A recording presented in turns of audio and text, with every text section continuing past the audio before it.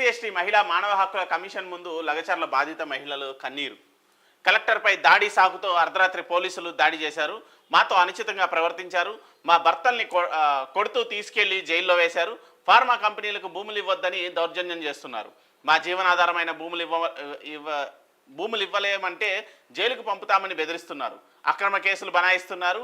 CM బంధువులకు కంపెనీలు కట్టబెట్టేందుకే కుట్రలు. ఊళ్ళో ఉండాలంటేనే భయమేస్తోంది. మాకు న్యాయం జరగాలంటూ వేడుకోలు. చావనైనా చేస్తాం కానీ భూములు ఇవ్వబోమని స్పష్టీకరణ. ఢిల్లీ జాతీయ ఎస్సీ కమిషన్ చైర్పర్సన్ కిషోర్ మక్వానాకు ఫిర్యాదు చేస్తున్న లగచర్ల బాధితులు. మా శవాలపైన శంకుస్థాపనలు చేయాలి. జాతీయ ఎస్టీ కమిషన్ సభ్యుడితో ఫార్మా బాధితులు ఎవరో చేసిన తప్పులకు తమను బలి చేస్తున్నారని ఆవేదన. రాహుల్ కొడంగల్ పోరాటంపై గొంతెత్తు.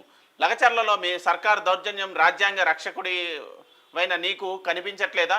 కేటీఆర్ వ్యాఖ్యలు చేశారు. ఇవన్నీ రేవంత్ ప్రభుత్వం అరాచకాలకు పార్లమెంట్లో లేవనెత్తుతాం. ప్రధాని కేంద్రం ఈ అంశాన్ని సీరియస్గా పరిగణించాలి. బీజేపీ నేతల అరెస్ట్. లగచర్ల వెళ్తుండగా మొయినాబాద్ వద్ద అదుపులోకి. పంచాయతీ కార్యదర్శి సస్పెన్షన్. లగచర్ల కేసులో A26 పై కలెక్టర్ చర్యలు. డిఎస్పీపై బదిలీ వేటు. సో ఒక డిఎస్పీని అయితే బదిలీ చేశారు కానీ అంతకు మించి ఎక్కడ పట్టించుకోని పరిస్థితి. అసలు అంత ఇన్సిడెంట్ జరుగుతుంది. కలెక్టర్ ఏమో మా పైన దాడి జరగలేదు అంటారు, కానీ వీళ్ళు మాత్రం అరెస్టులు చేస్తారు. కలెక్టర్ పైన దాడి జరిగింది అంటారు. మరి అక్కడ ఇంటెలిజెన్స్ వ్యవస్థ ఫెయిల్ అయితే అక్కడ ఉన్న డిపార్ట్మెంట్స్ వాళ్ళని కానీ అక్కడున్న లోకల్ పోలీసింగ్ వ్యవస్థని కానీ వీళ్ళు ఎక్కడ డిస్టర్బ్ చేయట్లేదు. ఎస్పీ గారు ఎలాంటి చర్యలు తీసుకోవట్లేదా అంటే ఆయన ఉన్నోళ్ళని దొరికినట్టు తీసుకెళ్ళి అరెస్ట్ చేస్తున్నారు. సో బీఆర్ఎస్ పార్టీ వచ్చి ఫ్యాబ్రికేట్ చేసిందా అంటే అది ఒక రకంగా ఉంది. అన్నీ కలిసి అన్యాయం ఎవరవుతున్నారా అంటే ఇక్కడ లగచర్ల బాధితులే. ఎందుకంటే లంబాడాస్ కావచ్చు, ఎస్టీలు కావచ్చు, ట్రైబ్స్ గిరిజనులు ఆదివాసీలు ఎవరైతే ఉన్నారో అక్కడ కొన్ని ఏళ్లగా భూముల్ని ఇది చేసుకొని రైతులుగా పంట పండించుకుంటూ వ్యవసాయం చేసుకుంటున్న పరిస్థితులు.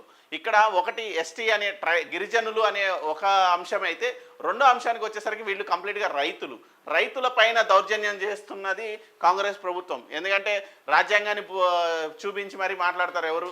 రాహుల్ గాంధీ గారు. ఏమని?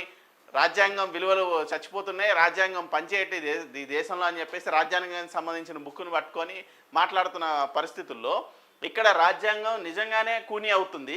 మరి ఎందుకు రాహుల్ గాంధీ స్పందించరు? కేటీఆర్ అడిగే ప్రశ్నలో కూడా కొంచెం అర్థం ఉంది. ఎందుకంటే ఆయన రాహుల్ గాంధీ పదే ఎద్దేవా చేస్తున్నాడు. రెండోది ఇక్కడ ఒక హైడ్రామా జరుగుతుంది. బీజేపీ నేతల అరెస్ట్. లగచర్ల వెళ్తుండగా మొయినాబాద్లో అదుపులోకి తీసుకున్న పోలీసులు. ఇక్కడ ఈటెల రాజేందర్ నిన్న లగచర్ల బయలుదేరాడో మరి మూసి నిద్ర చేశాడో లేదంటే ఏం చేశాడో కానీ ఆల్ ఆఫ్ సడన్ ఆయనకి లగచర్ల వెళ్ళాలనిపించింది. యాక్షన్ ప్లాన్ రెడీ చేసుకున్నాడు, బయలుదేరాడు. కానీ ఇదంతా ఎందుకు?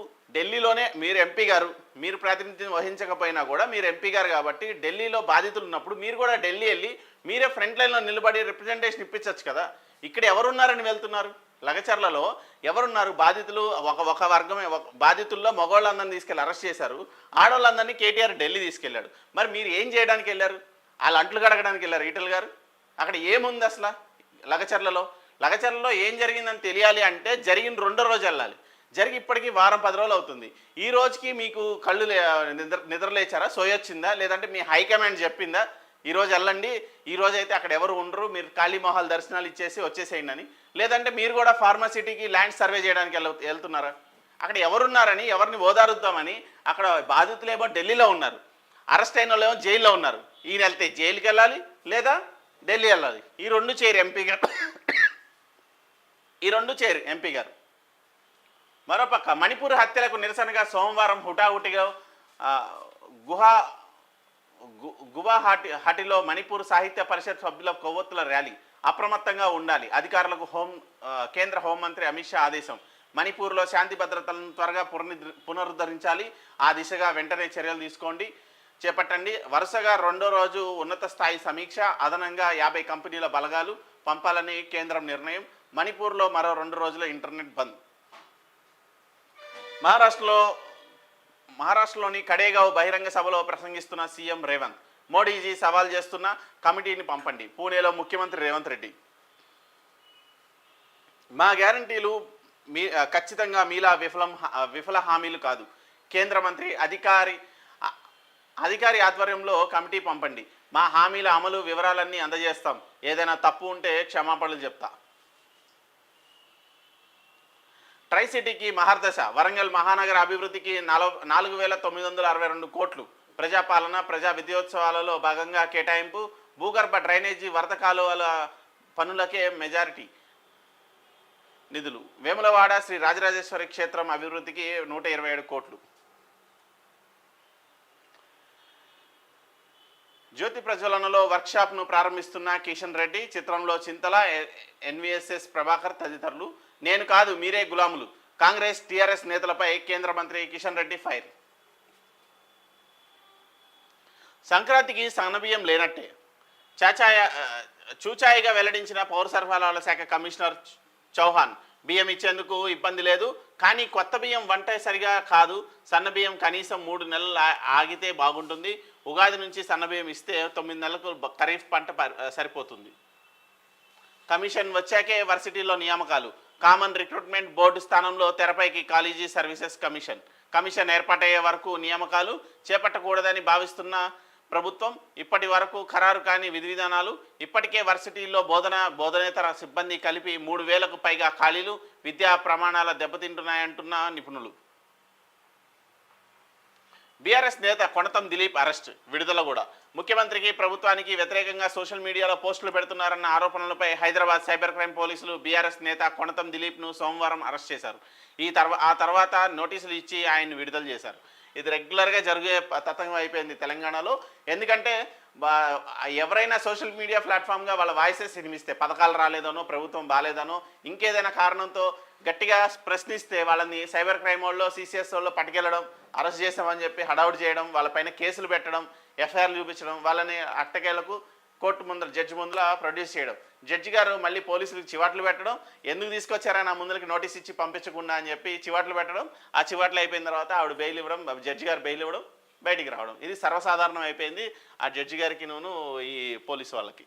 ఎందుకంటే ఎన్నిసార్లు చివాట్లు పెట్టినా అర్థం కావట్లేదు.